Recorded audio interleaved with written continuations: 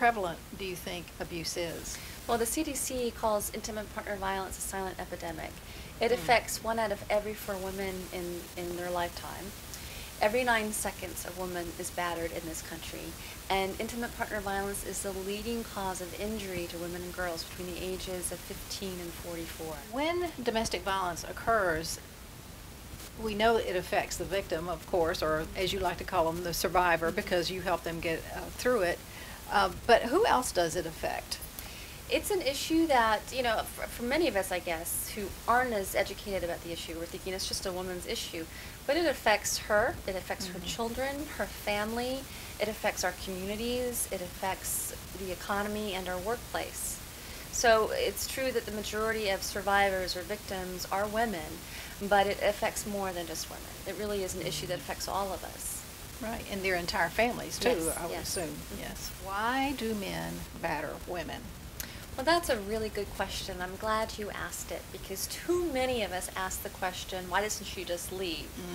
But the question we should be asking is, why do some men batter? Why do some men choose violence as a means to get what they want in a relationship?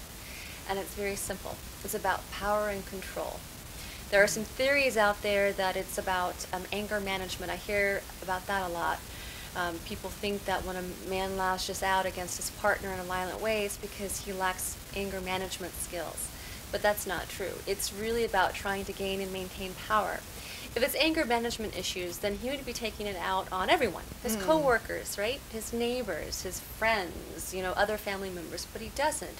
He saves it for that one person, his intimate partner, and it's usually behind closed doors. And there are other theories out there about lack of communication skills or the provocation by the women, but it's something that he chooses to do because it works for him, and most likely he gets away with it. It's really about power and control. Right.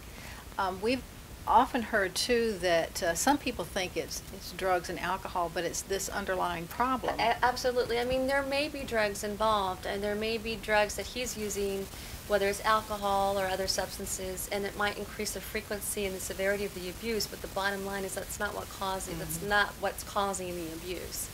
And sometimes that she may also be using substances, but for her though, it's more about self-medicating.